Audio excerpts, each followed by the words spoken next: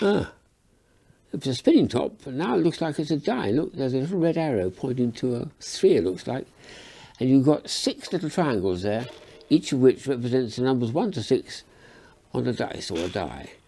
That's down to another 3 there. Let's try another one. It's a very well made spinning top from Germany. I bought it a few years ago now. Each time you stop it, it spins and then stops. It's a 2 this time. So it's a very nicely made spinning top, but it's intended to be a board game die for playing games where you need to have between 1 and 6. You'd have 2, I suppose, if you're going to make a pair. It's one of my many fun dice which I've been collecting over so many years, all of which behave in strange ways or have peculiar arrangements. These are particularly unusual because I've no idea what you do. I think magicians or something would do them as jokes. But this one is a 3, but it's also a 3, and it's also a 3. Yes, I'm afraid it's one of those ones where every single one is a 3.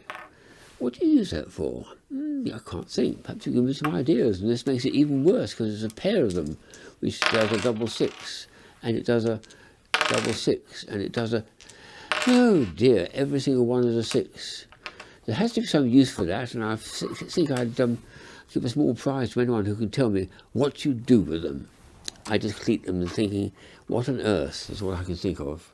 This, by contrast, is much cleverer. This is a very nice game because it's a pair of dice which gives a 7, and it gives a 7, and it gives a 7, and hang on a sec.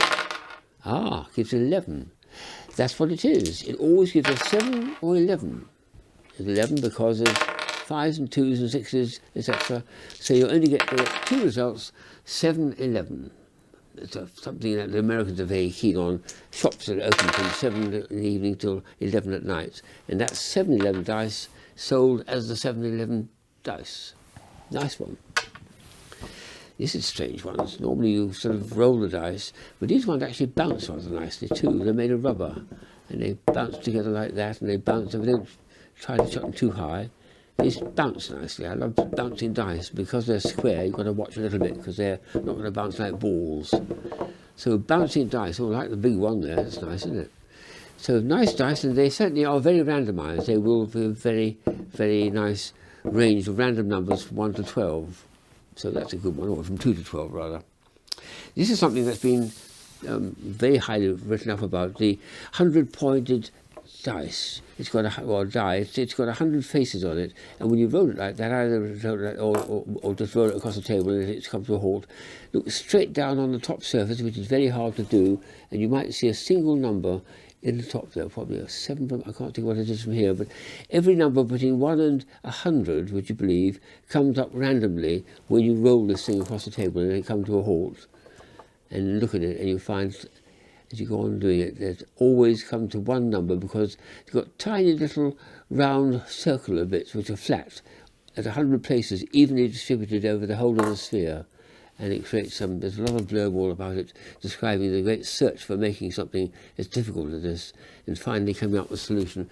Many years later, it's gone on for perhaps about half a century, I think, of development before they finally come up with they call it a 100-point dice. There's one here which is most peculiar. It's got a nice little leather shaker that's coming in. When you throw it in the air, look at what's happening. Bizarre. What is this?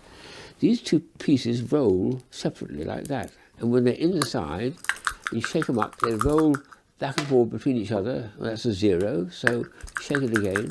I met Mr. Webb who designed this. Oh, there's a 6 I've got there. And you go on doing it, and you get all the numbers between, that's a 1 there, between 1 and 6 or 1 and 12, I can't think. It's, no, 1 and 6 to me, so...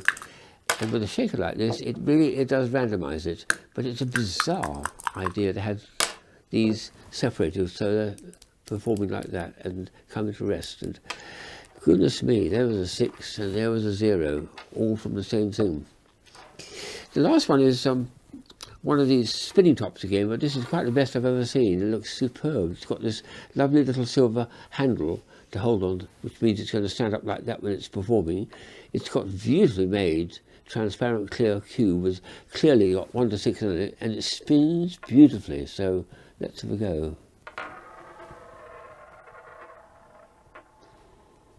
What a lovely shape it makes. It's almost circular, isn't it?